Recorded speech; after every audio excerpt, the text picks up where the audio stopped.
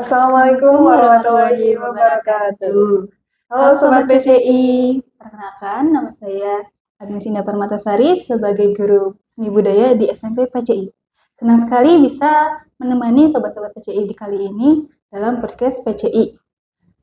Untuk Sobat-Sobat PCI, kali ini coba renungkan dan mungkin mengingat sejenak.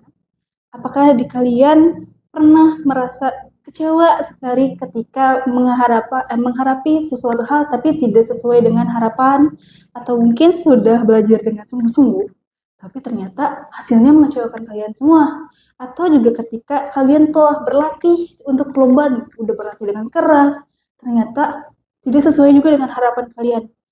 Kalian pernah merasakan hal tersebut deh kira-kira untuk para sobat PCI sendiri? Tapi jika kalian memang merasakan hal tersebut, kalian tenang saja, kalian tidak sendirian. Itu seringkali terjadi baik dengan sobat PCI ataupun dengan kalian berdua dan juga orang lain. Nah, kebetulan hari ini kita akan membahas suatu pertanyaan yang mungkin pernah muncul di hati kalian semua, entah di kalian atau di banyak orang juga.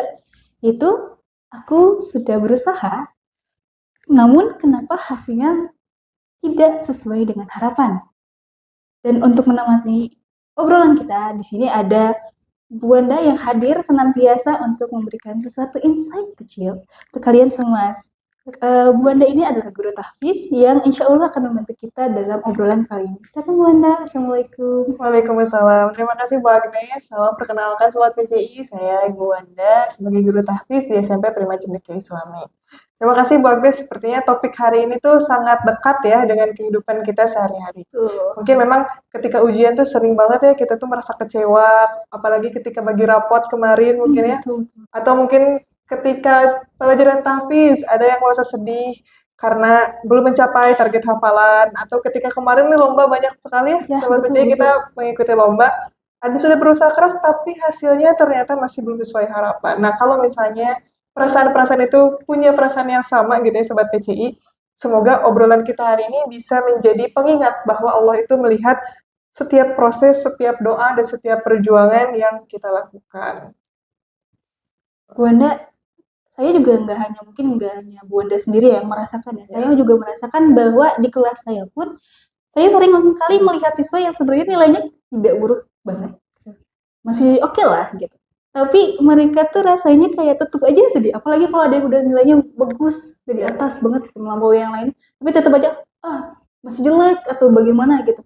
Tapi kenapa rasa kecewanya tuh masih besar aja ya rasanya? Kenapa gitu ya ketika nilai sudah padahal nggak jelek-jelek banget, tapi masih ada rasa kecewanya gitu. Nah, sebenarnya yang menyakitkan itu ternyata bagus bukan hasilnya, tapi harapan yang tidak sejalan dengan kenyataan. Misalnya sudah membayangkan nih nilainya 100, tahunnya nilainya hanya mungkin 95 atau mungkin 80 gitu ya.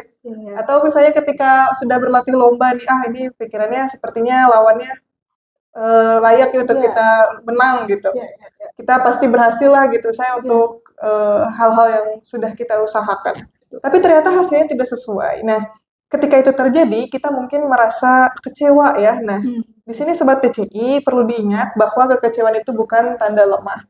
Kalau misalnya ada perasaan sedih ya wajar kita terima saja karena manusiawi gitu, perasaan yang manusiawi. Bahkan Rasulullah juga pernah mengalami masa-masa yang sangat berat. Gitu. Beliau pernah kehilangan orang yang sangat dicintainya yang disebut tahun kesedihan, Bu Agnes. Beliau bersedih, berduka, dan merasa sedih itu wajar. Gitu. Apakah Rasul kecewa? Tidak. Gitu. Rasul tidak kecewa, tapi memiliki perasaan sedih ya tidak apa-apa gitu. Itu yang perlu diperhatikan itu rasa sedih itu tidak apa-apa gitu untuk datang gitu ke kita. Itu manusiawi sekali. Oke, berarti karena manusiawi itu sendiri makanya rasanya tidak apa-apa ya untuk merasa sedih. Tidak apa-apa. Yang perlu dijaga itu jangan sampai si rasa sedihnya itu membuat kita tuh berhenti untuk berusaha atau bahkan berprasangka buruk nih kepada diri kita atau kepada Allah dan kepada takdir-takdir kita. Nah nih Bu, seringkali juga ada pertanyaan-pertanyaan yang seringkali muncul gitu, nggak hanya mungkin dari saya ataupun dari sobat-sobat PCI sendiri. Pertanyaannya adalah, aku sudah berusaha keras, tapi hasilnya tidak sesuai dengan harapan atau bahkan belum sama sekali. Berarti usahaku yang dijalani itu ternyata sia-sia, itu bagaimana tuh dari Bu Wanda? Kalau disebut sia-sia rasanya kurang tepat ya, tidak gitu. Karena dalam Islam itu tidak ada kebaikan yang sia-sia. Allah berfirman dalam Quran surah Al-Jadalah, "Faman ya'mal misqala dzarratin khairan yarah." Barang siapa mengerjakan kebaikan sebesar zarah gitu ya, itu niscaya dia akan mendapatkan balasannya. Sekecil biji zarah saja bisa mendapatkan balasannya gitu. Maka setiap halaman yang kita baca gitu, ayat yang kita coba hafal gitu, latihan-latihan yang telah kita lakukan gitu ya, setiap doa yang selalu kita panjatkan gitu, semuanya itu dicatat oleh Allah. Dan kadang kita menganggap hasil itu mungkin hanya berupa nilai bagus, nilai piala atau peringkat gitu. Padahal ketika kita berlatih gitu ya, ketika kita belajar itu kan kita membentuk pribadi yang berbeda. Nah, itu tuh hasil juga kan, sebuah perbedaan gitu, bisa berupa kedisiplinan, mental yang lebih kuat, atau bahkan pahala yang Allah simpan untuk kita. Betul sekali, dan saya rasa perjuangan itu pun menjadi bukti mereka hari ini sekarang gitu kan ya. Jadi hasil itu sebenarnya kan lebih luas daripada yang sering kita bayangkan ya kan Bu ya. Tidak harus nilai yang sesuai dengan harapan gitu. Bisa jadi kita berubah menjadi pribadi yang lebih baik saja, itu sudah bagus. Kadang yang Allah berikan itu bukan yang kita inginkan, tapi yang kita butuhkan. Betul sekali, amin ya, amin. Kemudian Bu Wanda, apakah dalam Al-Quran, apakah ada kisah yang bisa membantu kita untuk memahami usaha besar itu tidak akan langsung dihasilkan oleh atau diberikan oleh Allah Subhanahu wa Ta'ala atau semacamnya? Nah, ada nih Bu Agnes. Ini kisah yang luar biasa sekali, yaitu kisah dari Nabi Nuh alaihissalam. Coba Bu Agnes bayangkan, Bu Agnes, Nabi Nuh itu berdakwah kurang lebih selama 500 sampai 950 tahunan. Lama sekali. Lama sekali ya. Bahkan kita saja umurnya belum tentu sampai sebanyak itu gitu. Nah, beliau tuh berdakwah mengajak manusia untuk beriman kepada Allah. Beliau berdakwah siang dan malam gitu, tidak pernah menyerah gitu untuk kaum-kaumnya. Tetapi Bu Agnes, yang beriman itu bahkan tidak lebih dari 100. Tidak sebanyak mungkin followers Bu Agnes gitu ya, pengikutnya Nabi Nuh. Itu selama itu berdakwah, tapi ternyata tidak banyak gitu yang mengikut Nabi Nuh. Bahkan putranya saja Kan'an gitu, itu tidak beriman Bu Agnes. Lantas kalau misalnya kita melihat gitu ya, dakwahnya Nabi Nuh dari ukuran dunia, mungkin ada yang berkata gitu, kok hasilnya bisa sedikit sih gitu ya, padahal selama itu gitu. Padahal usahanya Nabi Nuh itu sangat luar biasa gitu ya. Kita tidak memungkiri gitu bahwa usaha Nabi itu sangat luar biasa gitu dalam berdakwah. Maka dari kisah Nabi Nuh kita belajar bahwa tugas manusia adalah berusaha dan taat kepada Allah, sedangkan hasil akhirnya berada di tangan Allah. Nabi Nuh itu tidak gagal karena beliau menjalankan amanahnya dengan sungguh-sungguh. Kalau saya biasanya mengajar di kelas mengatakannya, kita itu aktor. Jadi kalau aktor itu bukan dinilai dari peran apa yang kita jalankan, tapi bagaimana totalitasnya kita menjalankan amanah peran itu. Gitu. Betul. Jadi yang dinilai diberi gaji oleh sutradara kan bukan perannya menjadi orang kaya atau jadi orang miskin, tapi ketika dia totalitas gitu dalam menjalankan. Usahanya menghasilkan sesuatu yang lebih baik. Iya. Masya Allah sekali kalau begitu. Berarti juga ukuran keberhasilan menurut Allah itu tidak selalu sama dengan apa yang manusia sering usahakan ya kalau begitu. Iya, betul. Karena kan bisa jadi ya, saya dengan Bu Agnes dulu kita sama-sama belajar di tempat yang sama, tapi ternyata hasilnya kan bisa jadi berbeda meskipun usaha kami sama gitu. Maka Allah itu melihat kesungguhan, keikhlasan, dan keteguhan kita dalam menjalani proses-proses kita dalam menjalani kehidupan. Betul, seperti contohnya mungkin dulu karena kita satu tempat yang sama, Bu Wanda menjadi guru tapi saya menjadi guru seni budaya. Itu begitu. Kalau begitu, kenapa kita harus tetap berusaha hingga walaupun hasilnya tuh belum tentu pasti akan mendapatkan sesuai yang kita inginkan atau kita harapkan? Karena Allah itu mencintai orang yang bersungguh-sungguh. Ada hadis yang mengatakan sesungguhnya Allah mencintai seseorang yang apabila ia melakukan suatu pekerjaan, ia melakukannya dengan sungguh-sungguh. Jadi tujuan kita belajar itu bukan hanya mendapatkan nilai terbaik. Tujuan kita menghafal gitu ya, kalau dalam pelajaran tahfiz bukan hanya untuk menyelesaikan target hafalan gitu.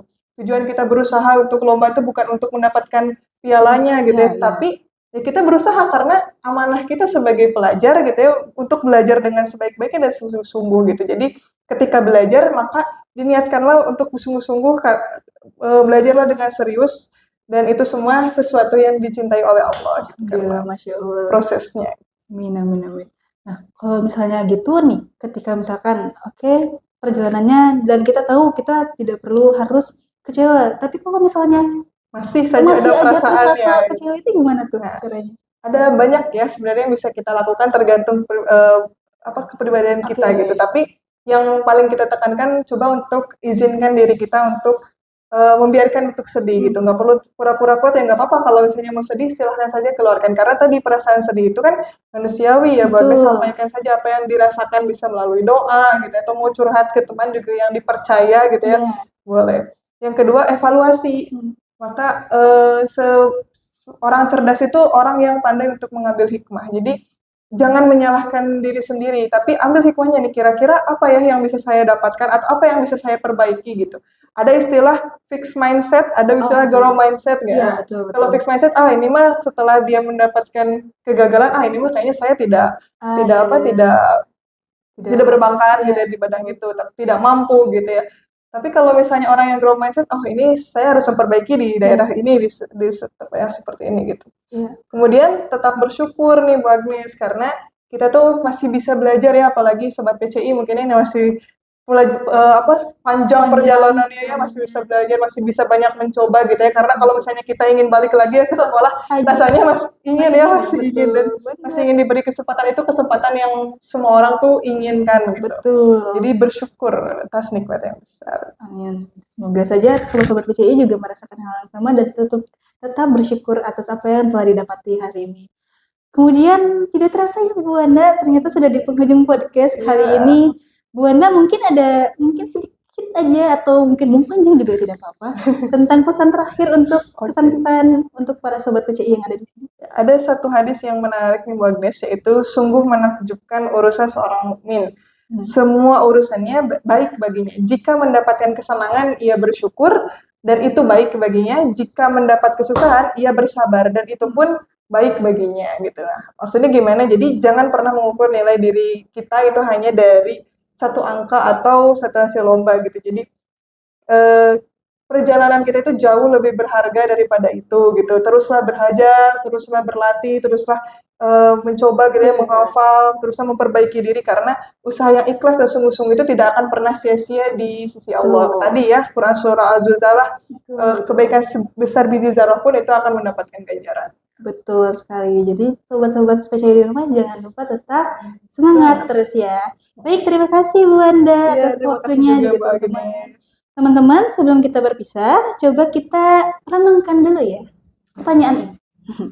Jika hasil yang aku inginkan belum tercapai di hari ini, pelajaran apa yang Allah ingin aku ambil dari proses ini? Oke, itu saja mungkin ya. Sampai jumpa di podcast lain kali hari ini. Wassalamualaikum warahmatullahi wabarakatuh. Dadah.